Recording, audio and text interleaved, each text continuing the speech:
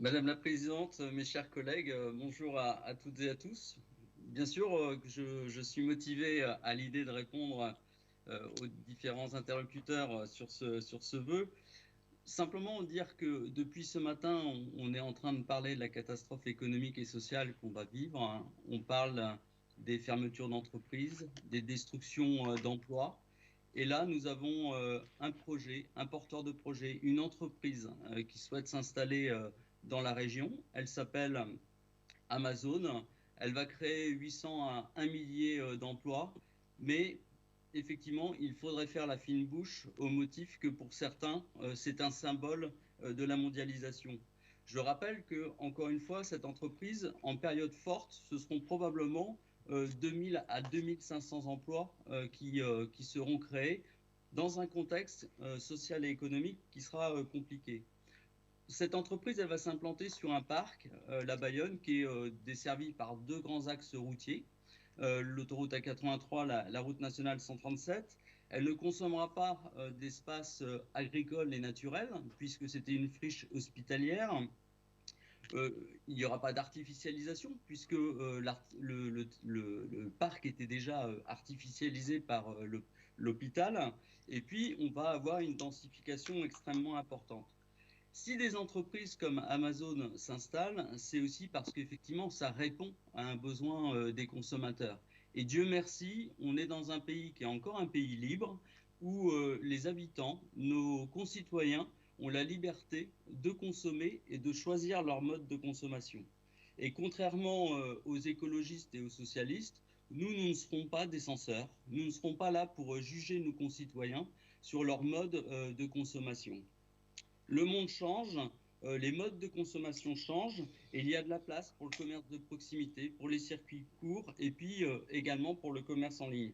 Je rappellerai que si les petits commerces ferment dans les grandes villes qui sont gérées en très très grande majorité par les écologistes et les socialistes, c'est pour des raisons très simples. C'est aussi parce que ces majorités écologistes et socialistes ont aménagé des grandes zones commerciales périphériques et ont dévitalisé les centres. C'est parce que vous avez également interdit la voiture en ville, ce qui ne permet pas aux habitants périphériques de pouvoir aller dans les centres.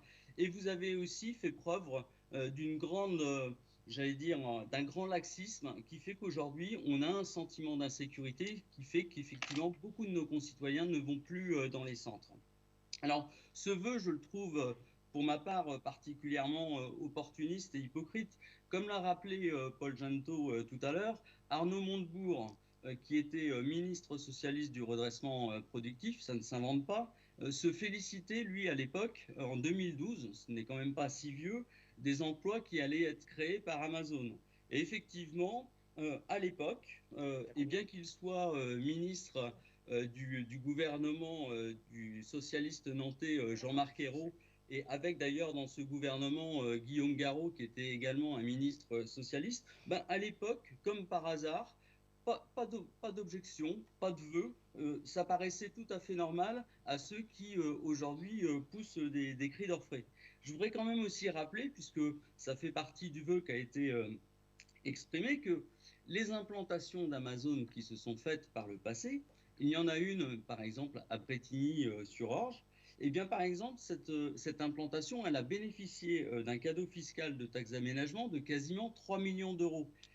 Et savez-vous par qui? Par l'ancien président socialiste de l'agglomération concernée. En Saône-et-Loire, ce projet d'implantation d'Amazon, il a bénéficié du soutien du président socialiste de la région Bourgogne, du président socialiste du département de Saône-et-Loire et du maire socialiste de la commune concernée.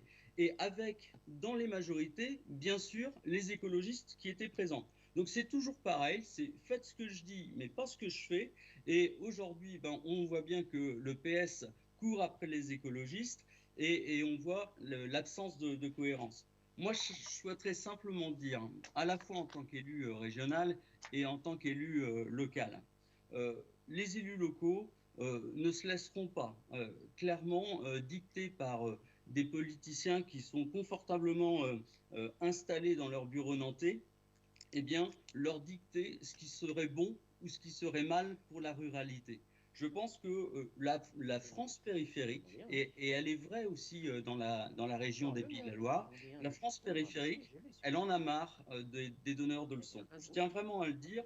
Donc, nous défendons, les élus locaux, avec la majorité régionale, nous défendons l'emploi, nous nous battons pour l'emploi, et clairement, nous ne nous laisserons pas détourner de notre engagement par les commentateurs.